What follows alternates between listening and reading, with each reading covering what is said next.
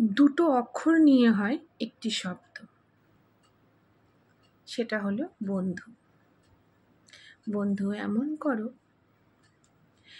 যে যার মধ্যে তোমার প্রতি হবে অনেক ভরসা, আশা, চিন্তা। বন্ধু কখনো মিথ্যে হয় না, সব কিছু মিথ্যে হতে পারে। বন্ধু স্বার্থ নিয়েও চলে না। বন্ধু এমন একটা শব্দ, তার মাধুর্যই আলাদা। বন্ধু তোমাকে মন থেকে যদি বন্ধু হিসেবে গ্রহণ করে, তোমাকে অনেক এফর্ট দেবে। তোমার সুখ দুঃখ সে তোমার পাশে এসে দাঁড়াবে। তোমাকে দেখলেই সে বুঝতে পারবে তোমার কিছু একটা হয়েছে, যেটা হয়তো অন্য কেউ বুঝতে পারবে না। বন্ধুত্বটা এমন একটা জায়গায় যায় যেখান থেকে ফিরে আসা যায় না। তোমার জীবনে যদি একাধিক বন্ধু হয়ে যায়, তার মধ্যে থেকে যে তোমার প্রকৃত বন্ধু সে কিন্তু এসে তোমার জীবনে উঁকি মারবে। তুমি বুঝতেই পারবে কে তোমার প্রকৃত বন্ধু।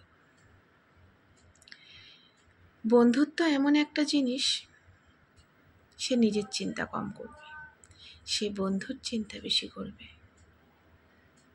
কি করছো না করছো, কোথায় যাচ্ছ, কি খেয়েছো, তোমার কোনটাতে ভালো হবে বন্ধু কিন্তু সেটাই ভাববে। বন্ধু কিন্তু মনের কথাও বুঝতে পারে। তাই এই দুটো অক্ষরের শব্দর গুণ কিন্তু অনেক। যারা বুঝতে পারে তারা কিন্তু ঠিক বুঝতে পারবে। তাই বন্ধুত্ব করলে মন থেকে করো, মাথা থেকে নয়। মাথা থেকে যে জিনিসটা শুরু হয় না, কিছুটা দূর গিয়ে থেমে যায়, ভালো লাগে না।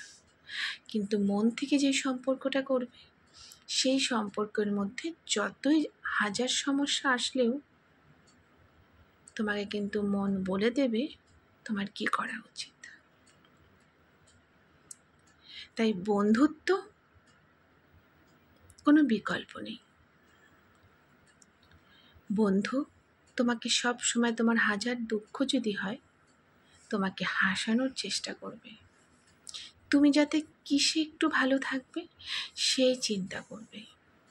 তোমার চোখ থেকে কখনো যদি জল পড়ে, বন্ধু সেই জল মাটিতে পড়তে দেবে না, তোমাকে বোঝাবে।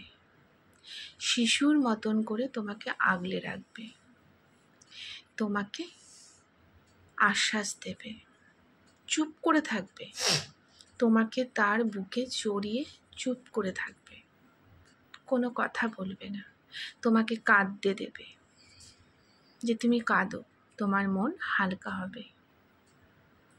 তারও প্রচুর কষ্ট হবে, কারণ বন্ধুরা বোঝে কখন কি দরকার হয়। বন্ধুরা জানে যে তার বন্ধুর কী প্রয়োজন। তাই প্রত্যেকটা মানুষের আঁকড়ে ধরে রাখার জন্য একটা বন্ধু তো দরকারি, বন্ধুর মতন বন্ধু। তাই বন্ধুদেরকে এফর্ট দিতে শেখো। বন্ধুত্ব করার সময় কোনো রকম কম্প্রোমাইজ করো না।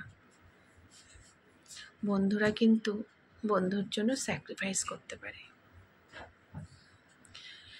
তো এই বন্ধুত্ব দুটো অক্ষরের শব্দ হলেও এর গুণ কিন্তু অনেক বেশি। তাই তোমাদের এই দুটো অক্ষরের শব্দ বন্ধুত্বের গল্পটুকু কেমন লাগলো আমাকে অবশ্যই কমেন্ট করে জানিও। তোমরা বেশি বেশি করে শেয়ার করো আর সাবস্ক্রাইব করো। তো চলো, কলমে দীপা পাল দত্তের সাথে কণ্ঠেও দীপা পাল দত্ত। নমস্কার।